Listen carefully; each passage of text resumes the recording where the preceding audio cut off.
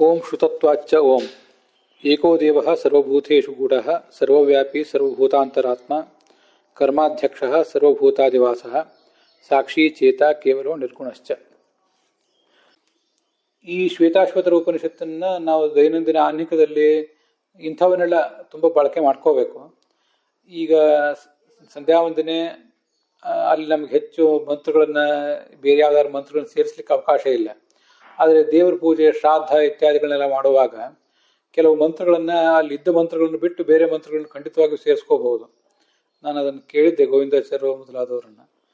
ಈಗ ದೇವ ಪೂಜೆ ಆರಂಭದಲ್ಲಿ ನಾರಾಯಣಾಯ ಪರಿಪೂರ್ಣ ಗುಣಾರ್ಣವಾಯ ಅಂತ ಶ್ಲೋಕ ಹೇಳ್ತೇವೆ. ಆಮೇಲೆ ಯೋಗಿ ಪ್ರಲಂಬ ಅಂತ ಶ್ಲೋಕ ಹೇಳ್ತೇವೆ. ಹಾಗೆ ಶ್ರಾದ್ದದಲ್ಲಿಯೂ ಕೂಡ ಒಂದ್ಸರಿ ಮೊದಲು ಹರಿವಾಯು ಗುರುಗಳ ಪ್ರಾರ್ಥನೆ ಮಾಡಬೇಕು ಅಂತ ಈ ಶ್ಲೋಕಗಳನ್ನೆಲ್ಲ ಹೇಳ್ತೇವೆ. ಅದೇ ಶ್ಲೋಕಗಳನ್ನೇ ಹೇಳ್ಬೇಕಂತೇನಿಲ್ಲ. ವಾಸ್ತವಿಕವಾಗಿ ನಾನು ಎಷ್ಟೋ ಕಡೆ ಪರಂ ಭಗವಂತ, ಭಗವತಿ, ಲಕ್ಷ್ಮೀದೇವಿ ಮತ್ತು ಮುಖ್ಯ ಪ್ರಾಣನ ಕುರಿತಾಗಿ ಕೆಲವು ವೇದ ಮಂತ್ರಗಳನ್ನು ಭಾರತ ಭಾಗವತಾದಿಗಳಲ್ಲಿ ಬಂದದನ್ನು ಕೂಡ ಹೇಳೋದನ್ನು ಪೂಜೆಯಲ್ಲಿ ಮತ್ತು ಶ್ರಾದ್ದದಲ್ಲಿ ಎರಡನ್ನೂ ಕೂಡ ರೂಢಿಗೆ ನಾನು ತಂದುಕೊಂಡಿದ್ದೇನೆ. ಅವರು ಪುರೋಹಿತರಾದವರು ನಾರಾಯಣ ಪರಿಪೂರ್ಣ ಗುಣಾರ್ಣವಾಯ ಯೋಗಿ ಪ್ರಲಂಬ ವಿಪರೀತ ಮುದಿ ಪ್ರಭೂತಾನ್ ಅಂತ ಕೆಲ ಶ್ಲೋಕ ಹೇಳ್ತಿರ್ತಾರೆ. ಅದ್ರ ಜೊತೆಗೆ ನಾವು ಇಂಥದನ್ನು ಬೇರೆದನ್ನು ಹೇಳಬೇಕು. ಅಲ್ಲಿ ಆ ಪುಸ್ತಕದಲ್ಲಿದ್ದ ಥರನೇ ಮಾಡ್ಬೇಕಂತ ಏನಿಲ್ಲ. ಮೂಲ ಕೆಲವು ವೇದ ಮಂತ್ರಗಳು ಇತ್ಯಾದಿಗಳೇನಿವೆ, ಕೆಲವು ಪುರಾಣ ಮಂತ್ರಗಳು. ಉದಾಹರಣೆಗೆ ವ್ಯಾಧ ದಶಾರಣೇಶು ಅಂತೆಲ್ಲ ಶ್ಲೋಕ ಇರ್ತದೆ, ಪುರಾಣದ ಶ್ಲೋಕ. ಶ್ರಾದ್ದದ ಕೊನೆಯಲ್ಲಿ ಹೇಳೋ ಸಂದರ್ಭದಲ್ಲಿ ಅದನ್ನೆಲ್ಲ ಬದಲಾವಣೆ ಮಾಡ್ಕೊಳ್ಳಿಕ್ಕೆ ನಮ್ಗೆ ಅಧಿಕಾರ ಇಲ್ಲ. ಅದು ಸೂಕ್ಷ್ಮವಾಗಿ ನೋಡಿದರೆ ಭಗವಂತನಿಗೆ ನಮಸ್ಕಾರ ಮಾಡುವ ಪ್ರಸಂಗ ಇತ್ಯಾದಿಗಳಿದ್ದಾಗ, ಭಗವಂತ, ಲಕ್ಷ್ಮೀದೇವಿ, ಮುಖ್ಯ ಪ್ರಾಣ, ಉಳಿದ ದೇವತೆಗಳು ಅವ್ರಿಗೆ ನಮಸ್ಕಾರ ಮಾಡೋ ಪ್ರಸಂಗ ಇದ್ದಾಗ ಆ ಥರದ್ದನ್ನು ನಾವು ಖಂಡಿತವಾಗಿ ಬೇರೆ ಬೇರೆ ಶ್ಲೋಕಗಳನ್ನು ಸೇರಿಸ್ಕೋಬಹುದು. ಹಾಗೆ ಮಾಡಲಿಕ್ಕೇನೂ ತೊಂದರೆ ಇಲ್ಲ. ಅದಕ್ಕಾಗಿ ಈ ಶ್ವೇತಾಶ್ವತರ ಉಪನಿಷತ್ತಿಂದು ನೆನಪಿಗೆ ಬಂತು.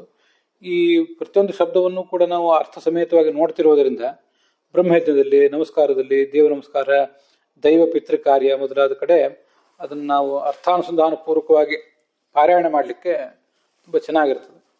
ಅದರಿಂದ ನಾವು ಅಧ್ಯಯನ ಮಾಡಿದ್ದು ಆ ದೃಷ್ಟಿಯಿಂದ ಕೃತಿ ರೂಪಕ್ಕೂ ಕೂಡ ಬರ್ತದೆ. ಹಾಗೊಂದು ಮಾಡಬಹುದು ಅಂತ ನಂದೊಂದು ಸಲಹೆ. ಈಗ ಇದಕ್ಕೆ ಈ ಶ್ವೇತಾಶ್ವತರ ಉಪನಿಷತ್ತಿಗೆ ಸಂಬಂಧಪಟ್ಟಂತೆ ತ್ರಿವಿಕ್ರಮ ಪಂಡಿತರು ಹೇಳಿದ ಟೀಕೆಯನ್ನು ನಾವು ನೋಡ್ತಾ ಇದ್ದೀವಿ. ಅಲ್ಲಿ ಕರ್ಮಾಧ್ಯಕ್ಷ ಸರ್ವಭೂತಾದಿವಾಸ ಸಾಕ್ಷಿ ಚೇತ ಕೇವಲ ಇದೆಲ್ಲ ಅರ್ಥ ನೋಡಿದ್ವಿ. ನಿರ್ಗುಣ ಅಂತ ಶಬ್ದ ಬಂತು. ಆ ನಿರ್ಗುಣ ಅನ್ನೋ ಶಬ್ದಕ್ಕೆ ಏನು ಸಾರ್ಥಕ್ಯ ಅಂತ ತ್ರಿವಿಕ್ರಮ ಪಂಡಿತರು ಚರ್ಚೆ ಮಾಡಿದ್ದಾರೆ. ಕಳೆದ ದಿವಸ ಅದನ್ನು ನಾವು ನೋಡಿದ್ದೇವೆ. ಅದಕ್ಕೆ ಸಂಬಂಧಪಟ್ಟಂತೆ ಇನ್ನೂ ಒಂದು ವಿಷಯ ಇವತ್ತು ಹೇಳಬೇಕು ಅಂತ ಅಂದ್ಕೊಂಡಿದ್ದೇನೆ. ಈ ಸಾಕ್ಷಿ, ಚೇತ, ಕೇವಲ ಇವು ಸಾಕ್ಷಿ ಅಂದರೆ ಸಾಕ್ಷಾತ್ ನೋಡುವವನು ಅಂತ ಅರ್ಥ. ಕೇವಲ ಅಂದರೆ ಜಡದಿಂದ ಅಮಿಶ್ರ ಅಂತ ಅರ್ಥ. ಆಮೇಲೆ ಸಾಕ್ಷಿ ಚೇತ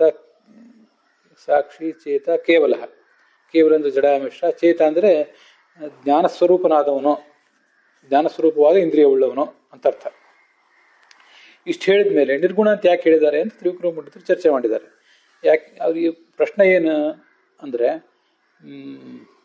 ಈ ಯೋಗಿಯೂ ಕೂಡ, ಅಸಂಪ್ರಜ್ಞಾತ ಸಮಾಧಿ ಸ್ಥಿತಿಯಲ್ಲಿರುವಂಥ ಯೋಗಿಯೂ ಕೂಡ ಕೇವಲ ಚೈತನ್ಯದಿಂದ, ಶುದ್ಧ ಚೈತನ್ಯದಿಂದ, ಮನಸ್ಸು ಮತ್ತು 5 ಜ್ಞಾನೇಂದ್ರಿಯಗಳ ನೆರವಿಲ್ಲದೆ ಶುದ್ಧ ಚೈತನ್ಯದಿಂದ ಅವನು ಈ ಎಲ್ಲವನ್ನು ಅಂದರೆ ಭಗವಂತನನ್ನು ನೋಡಬಲ್ಲವನಾಗಿರ್ತಾನೆ.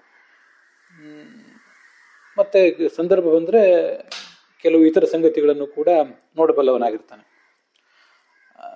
ಸಹಿ ಸ್ವರೂಪ ಚೈತನ್ಯೇನೈವ ಆತ್ಮಾನಂ ಈಶ್ವರಂ ಚ ಯೋಗಸ್ಥಃ ಪಶ್ಯತಿ, ತ್ರಿವಿಕ್ರಮ ಪಂಡಿತರ ಮಾತು.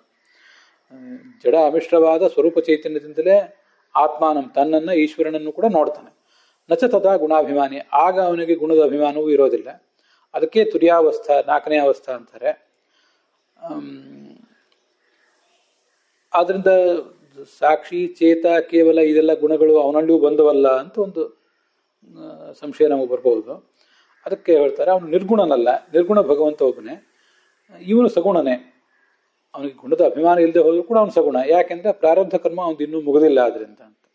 ಅದಕ್ಕಾಗಿ ಸಾಕ್ಷಿ, ಚೇತ, ಕೇವಲ ಈ 3 ಶಬ್ದಗಳು ಈ ಯೋಗಸ್ಥನಲ್ಲಿಯೂ ಕೂಡ ಬಂದ್ರೂ ಆ ಯೋಗಸ್ಥನನ್ನು ದೂರ ಇಡ್ಲಿಕ್ಕೋಸ್ಕರ ನಿರ್ಗುಣ ಶಬ್ದ ಪ್ರಯೋಗ ಮಾಡಿದರೆ, ನಿರ್ಗುಣತ್ವ ಅನ್ನೋದು ಭಗವಂತನಿಗೆ ಮಾತ್ರ ಇರುವಂಥ ಒಂದು ಲಕ್ಷಣ ಅಂತ ಅದರ ತಾತ್ಪರ್ಯ.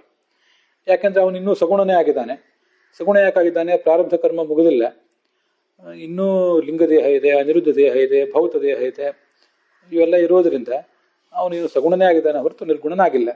ಹಾಗಾದ್ರೆ ನೀವು ಒಬ್ಬರು ಪ್ರಶ್ನೆ ಕೇಳಿದ್ರಿ, ಮುಕ್ತಿಯಲ್ಲಿರುವಂಥವರಿಗೆ ಪ್ರಾರಬ್ಧ ಕರ್ಮ ಇಲ್ಲ, ಲಿಂಗ ದೇಹ ಇಲ್ಲ, ಅನಿರುದ್ಧ ದೇಹ ಇಲ್ಲ, ಭೌತ ದೇಹ ಇಲ್ಲ, ಮುಕ್ತರಾದವರಿಗೂ ಪರಮಾತ್ಮನಿಗೂ ಏನು ವ್ಯತ್ಯಾಸ ಅಂತ.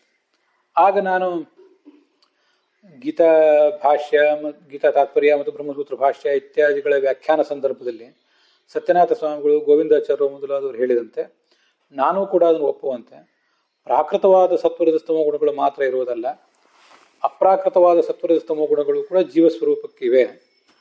ಅವು ಮುಕ್ತಿಯಲ್ಲಿಯೂ ಕೂಡ ಚತುರ್ಮುಖ ಬ್ರಹ್ಮನಿಂದ ತೊಡಗಿ ಎಲ್ಲ ಜೀವರಲ್ಲಿಯೂ ಕೂಡ ಮುಕ್ತಿಯಲ್ಲಿಯೂ ಸತ್ವ ರಜಸ್ತಮೋ ಗುಣಗಳು ಇದ್ದೇ ಇರ್ತವೆ.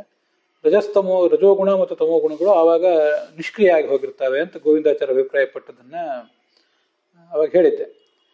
ಈ ಸಹಜವಾಗಿಯೇ ಈ ಜೀವ ಸ್ವರೂಪದಲ್ಲಿ ಅಪ್ರಾಕೃತವಾದ ಸತ್ವ ರಜಸ್ಸು ತಮಸ್ಸು ಅನ್ನೋ 3 ಗುಣಗಳು ಇರ್ತವೆ ಅಂತ ಇದು ವಿಚಾರ ಹೇಳಿದವರು ಒಬ್ಬರು ಸತ್ಯನಾಥ ಸ್ವಾಮಿಗಳು, ಒಂದು ಗೋವಿಂದಾಚಾರ್ಯರು, ಮತ್ತೆ ಹಾಗೆ ನಂಗೆ ಸಂಶಯ ಬಂದಾಗ ಅವರಿಬ್ಬರ ಬೆಂಬಲ ಸಿಗ್ತಾದ್ರಿಂದ ಅದನ್ನು ನಂಬಿದವನು ನಾನೊಬ್ಬ. ಇನ್ನೂ ಅನೇಕ ಜನ ಇರಬಹುದು, ನಮಗೆ ಗೊತ್ತಿರುವ ಮಟ್ಟಿಗೆ. ಈಗ ನನ್ನ ಪಾಠ ಪ್ರವಚನಕ್ಕೆ ಸಂಬಂಧಪಟ್ಟಂತೆ ನಾನು ಇನ್ನು ಒಪ್ಪದೇ ಇದ್ದಾಗ, ಜೀವ ಸ್ವರೂಪದಲ್ಲೇ ಸತ್ವ ರಜಸ್ಸು ತಮಸ್ಸು ಅನ್ನೋ 3 ಗುಣಗಳಿವೆ ಅಂತ ಆಚಾರ್ಯ ಸ್ಪಷ್ಟವಾಗಿ ಹೇಳಿಲ್ಲ. ಅದನ್ನು ಒಪ್ಪದೇ ಇದ್ದಾಗ ಹಾಗಾದರೆ ಮುಕ್ತನಿಗೂ ಮತ್ತೆ ಮುಕ್ತ ನಿಯಾಮಕನಾದ ಭಗವಂತನಿಗೂ ಏನು ವ್ಯತ್ಯಾಸ ಅಂತ ಒಂದು ಪ್ರಶ್ನೆ ಬರ್ತದೆ. ಅದೊಂದು ನಾವು ಆಲೋಚನೆ ಮಾಡಬೇಕು. ಆಗ ಆಲೋಚನೆ ಮಾಡಿದಾಗ ಇವನು ಒಂದು ಕಾಲದಲ್ಲಿ ಗುಣಗಳಿಂದ ಬದ್ಧನಾಗಿದ್ದ, ಈಗ ಗುಣಗಳಿಂದ ಬದ್ಧನಾಗಿಲ್ಲ. ಪರಮಾತ್ಮ ಮಾತ್ರ ಯಾವ ಕಾಲಕ್ಕೂ ಬದ್ಧನಾಗಿಲ್ಲ ಅನ್ನೋದು ಅವನಿಗೂ ಇವನಿಗೂ ಇರುವಂಥ ವ್ಯತ್ಯಾಸ. ಮತ್ತೆ ನಾನೀಗಾಗಲೇ ಈ 1-2 ದಿವಸದಿಂದ ಹೇಳಿದ್ದೆ, ಈ ಏನು ಸಾಕ್ಷಿ ಚೇತ ಕೇವಲ ನಿರ್ಗುಣಸ್ಯ ಅಂತ ಶ್ರುತಿ ಇದೆ, ಇದು ಪರಮಾತ್ಮನ ಲಕ್ಷಣವನ್ನೇನೂ ಹೇಳಲಿಕ್ಕೆ ಹೊರಟಿಲ್ಲ. ಆದ್ದರಿಂದ ಈ ದಳ ಕೊಟ್ಟರೆ ಈ ದಳಕ್ಕೆ ಏನು ಸಾರ್ಥಕ್ಯ, ಈ ದಳಕ್ಕೆ ಏನು ಸಾರ್ಥಕ್ಯ, ಅತಿವ್ಯಾಪ್ತಿ ಅವ್ಯಾಪ್ತಿ ಅಸಂಭವ ಇತ್ಯಾದಿ ದೋಷಗಳೇನಾದ್ರು ಬರ್ತಾವೇನೋ, ಈ ಅಸಂಪ್ರಜ್ಞಾತ ಸ್ಥಿತಿಯಲ್ಲಿರುವಂಥ ಯೋಗಿಗೆ ಅಲ್ಲಿ ಅತಿವ್ಯಾಪ್ತಿ, ಮುಕ್ತನಲ್ಲಿ ಅತಿವ್ಯಾಪ್ತಿ, ಅದರ ಪರಿಹಾರಕ್ಕೋಸ್ಕರ ಇಂಥ ಶಬ್ದ ಅಂತೇನು ನಾವು ಅದನ್ನು ಅನುಸಂಧಾನ ಮಾಡಬೇಕಾಗಿಲ್ಲ. ಹಾಗೆ ತ್ರಿವಿಕ್ರಮ ಪಂಡಿತರು ಮಾಡಿದ್ದಾರೆ ಹೊರತು, ಅದನ್ನು ಅದಕ್ಕೆ ಅನುಸಾರವಾಗಿ ಭಾಷ್ಯ ದೀಪಿಕಾಚಾರ್ಯರು ಮಾಡಿದ್ದಾರೆ ಹೊರತು ಉಳಿದವರು ಎಲ್ಲರೂ ಹಾಗೆ ಮಾಡ್ಬೇಕಂತ ಏನಿಲ್ಲ. ನೋಡಿ, ಭಾಷ್ಯ ದೀಪಿಕಾದಲ್ಲಿ ಕೇವಲಂ ಚೈತನ್ಯೇನ ಈ ಕ್ಷಣಂ ಅಸಂಪ್ರಜ್ಞಾತ ಸಮಾಧಿಸ್ಥಸ್ಯ ಯೋಗಿನೋಪಿ ಭವತಿ. ತ್ರಿವಿಕ್ರಮ ಪಂಡಿತರ ಮಾತೇ ಇದೆ. ಕೇವಲ ಚೈತನ್ಯದಿಂದ ಈ ಕ್ಷಣ ಅಂದರೆ ನೋಡುವಿಕೆ, ಅದು ಅಸಂಪ್ರಜ್ಞಾತ ಸ್ಥಿತಿಯಲ್ಲಿರುವ ಯೋಗಿಗೂ ಇರುವುದರಿಂದ ವ್ಯಾವರ್ತನಾಯ, ಅವನಲ್ಲಿ ಅತಿವ್ಯಾಪ್ತಿ ಬರಬಾರದು ಪರಮಾತ್ಮನ ಲಕ್ಷಣಕ್ಕೆ ಅನ್ನೋ ದೃಷ್ಟಿಯಿಂದ ನಿರ್ಗುಣ ಶಬ್ದ ಹೇಳಿದ್ದಾರೆ. ಸತ್ವಾದಿ ಗುಣ ಬಂಧಹೀನ ಅಂತ ಅದರ ಅರ್ಥ, ಅಥವಾ ಪ್ರಾಕೃತ ಗುಣಹೀನ ಇತಿ ವಾ, ಇಷ್ಟರ್ಥ ಹೇಳಿದ್ದಾರೆ. ಆದರೆ ಜಯತೀರ್ಥರು ಅದು ಯಾವುದೇ ಅತಿವ್ಯಾಪ್ತಿ ಪರಿಹಾರಕ್ಕೆ ಅಂತ ಅವ್ರೇನು ಹೇಳಲಿಲ್ಲ. ಅದನ್ನು ನಿರ್ಗುಣ ಸತ್ವಾದಿ ಗುಣಹೀನ ಅಂತಿಷ್ಟೇ ಅದನ್ನು ಪ್ರತಿಪಾದನೆ ಮಾಡಿದ್ದಾರೆ. ಆದ್ದರಿಂದ ತ್ರಿವಿಕ್ರಮ ಪಂಡಿತರು ಆ ವೇದವಾಕ್ಯವನ್ನು ನೋಡುವಾಗ ಅವರಿಗೆ ಆ ಥರ ಕಾಣಿಸ್ತು. ಆದರೆ ಹಾಗೇನೇ ಅನುಸಂಧಾನ ಮಾಡಬೇಕಂತ ಏನಿಲ್ಲ. ಮುಕ್ತರಾದಂಥ ಜೀವರನ್ನು, ಅಸಂಪ್ರಜ್ಞಾತ ಸ್ಥಿತಿಯಲ್ಲಿರುವ ಯೋಗಿಗಳನ್ನು ದೂರ ಇಟ್ಟು ಅವರಲ್ಲಿ ಈ ಶ್ರುತ್ಯುಕ್ತ ಲಕ್ಷಣಗಳು ಬರಬಾರ್ದು ಅನ್ನೋ ದೃಷ್ಟಿಯಿಂದ ಯಾವುದೋ ಒಂದು ದಳ ಸಾರ್ಥಕವಾಗಿದೆ ಅಂತ ನಾವೇನು ಆಲೋಚನೆ ಮಾಡಬೇಕಾಗಿಲ್ಲ. ಅದೇನು ಲಕ್ಷಣ ವಾಕ್ಯ ಅಲ್ಲ. ಶ್ರುತಿಗಳೆಲ್ಲವೂ ಕೂಡ ಭಗವಂತನ ಗುಣವೈಭವವನ್ನು ಹೇಳುವಂಥ ಮಾತುಗಳಿರ್ತವೆ. ಹಾಗಂತ ಹೇಳಿ ಅಲ್ಲಿ ವ್ಯರ್ಥವಾದ ಮಾತಿರ್ತದನ್ನು ಹೇಳೋದಿಲ್ಲ. ಅದು ಅತಿವ್ಯಾಪ್ತಿ ಅವ್ಯಾಪ್ತಿ ಪರಿಹಾರ, ಅಸಂಭವದ ಪರಿಹಾರ, ಅದಕ್ಕೆ ಪ್ರಯೋಜನ ಅಂತ ನಿರ್ದಿಷ್ಟವಾಗಿ ಹೇಳಬೇಕಾದ ಅಗತ್ಯ ಏನೂ ಇಲ್ಲ. ಹಾಗೆ ಅದಕ್ಕೆ ಸಮಾಧಾನ ಮಾಡಿಕೊಂಡ್ರೆ ಸಾಕು. ಈಗ ನೋಡಿ, ಇದಕ್ಕೆ ಸಂಬಂಧಪಟ್ಟಂತೆ ಭಾಷ್ಯ ದೀಪಿಕಾ ವಾಕ್ಯ ನಾನು ಓದಿದೆ. ಇತಿ ಶಬ್ದಸ್ಯ ಶ್ರುತೌ ನಿರ್ಗುಣಸ್ಯ ಇತಿ ಪದದ್ವಯ ಅಧ್ಯಾಹಾರೇಣ ಶ್ರುತತ್ವಾದಿತ ಸೂತ್ರೇಣ ಅನ್ವಯ. ಭಾಷ್ಯ ದೀಪಿಕಾದ ಮಾತು ಅದೇನು ಬೇಡ. ಜಯತೀರ್ಥರ ಮಾತಿನಲ್ಲೂ ಕೂಡ ನಿರ್ಗುಣ ಸತ್ವಾದಿ ಗುಣಹೀನ ಇತಿ ಶ್ರುತೌ ನಿರ್ಗುಣಸ್ಯ ಶ್ರುತತ್ವಾಚ್ಚ ವಾಕ್ಯದ ಅನ್ವಯ ಹೇಳಿದ್ದಾರೆ ಜಯತೀರ್ಥರು. ಹೀಗೆ ಈ ಶ್ವೇತಾಶ್ವತರ ಉಪನಿಷತ್ನಲ್ಲಿ ನಿರ್ಗುಣಸ್ಯ ಶ್ರುತತ್ವಾತ್, ನಿರ್ಗುಣನೇ ನಿರ್ಗುಣ ಎಂಬುದಾಗಿ ಮತ್ತೆ ಗುಣಪೂರ್ಣ ಎಂಬುದಾಗಿಯೂ ಕೂಡ ಪ್ರತಿಪಾದಿತನಾಗಿದ್ದಾನೆ. ಆದ್ದರಿಂದ ನ ಅಸೌ ಅಶಬ್ದ. ಆದ್ದರಿಂದ ಈ ನಿರ್ಗುಣ ಬ್ರಹ್ಮ ಇವನು ಯಾವ ಕಾರಣಕ್ಕೂ ಅಶಬ್ದ ಅಂತ ಹೇಳಬೇಡಿ. ನಿರ್ಗುಣ ಬ್ರಹ್ಮನನ್ನ ಅಶಬ್ದ ಅಂದರೆ ಶಬ್ದ ಅಪ್ರತಿಪಾದ್ಯ ಅಂತ ಅರ್ಥ. ಶಬ್ದ ಪ್ರತಿಪಾದ್ಯ, ಶಬ್ದ ವಾಚ್ಯ ಅಲ್ಲ, ಸಗುಣ ಬ್ರಹ್ಮನೇ ವಾಚ್ಯ ಅಂತ ನೀವು ನಿಮ್ಮ ಸಿದ್ಧಾಂತವನ್ನು ಬಿಟ್ಟುಬಿಡಿ. ನಿರ್ಗುಣ ಬ್ರಹ್ಮನನ್ನೇ ಅವನೇ ಸಗುಣ, ಅವನೇ ನಿರ್ಗುಣ ಅಂತ ಹೇಳಿ ಅವನಿಗೆ ಶ್ರುತತ್ವವನ್ನು ಈ ವೇದವಾಕ್ಯ ಹೇಳಿದೆ ಅಂತ ಅದರ ತಾತ್ಪರ್ಯ. ಅದರಿಂದ ಅತಿವ್ಯಾಪ್ತಿ ವ್ಯಾಪ್ತಿ ಇತ್ಯಾದಿಗಳ ಆಲೋಚನೆ ಇಲ್ಲದೇನೂ ಕೂಡ ನಾವು ಇದನ್ನು ಅನುಸಂಧಾನ ಮಾಡಬಹುದು. ಜೀವ ಒಂದು ಹಂತದಲ್ಲಿ ಸಂಸಾರದಲ್ಲಿ ಬದ್ಧನಾಗಿದ್ದ. ಸತ್ವರದ ಸ್ತಮ ಗುಣಗಳು ಅವು ಪ್ರಾಕೃತವೇ ಆಗಿರಲಿ, ಅವುಗಳಿಂದ ಅವನು ಬದ್ಧನಾಗಿದ್ದ. ಮುಕ್ತಿಯಲ್ಲಿ ಈಗ ಅವನು ಬದ್ಧನಾಗಿಲ್ಲ ಅಂತ ಹೀಗೆ ವ್ಯತ್ಯಾಸ ತೋರಿಸ್ಲಿಕ್ಕೆ ಬರ್ತದೆ ಅಂತ ನಾವು ನೋಡಿದ್ವಿ. ಅದೇ ಥರ ಇದನ್ನು ಜಯತೀರ್ಥರು ಕೂಡ ಇದೇ ತತ್ವೋದ್ಯೋತದಲ್ಲಿ ಈ ಒಂದು ವ್ಯತ್ಯಾಸ ತೋರಿಸಿದ್ದಾರೆ. ಪರಮಾತ್ಮನಿಗೆ ಬಂಧನ ಯಾವತ್ತೂ ಇರಲಿಲ್ಲ, ಜೀವನಿಗೆ ಒಂದು ಕಾಲದಲ್ಲಿ ಬಂಧ ಇತ್ತು ಅನ್ನುವುದು ಅವರಿಬ್ಬರಿಗೂ ಪ್ರಧಾನವಾಗಿರುವಂಥ ಒಂದು ವ್ಯತ್ಯಾಸ ಅಂತ.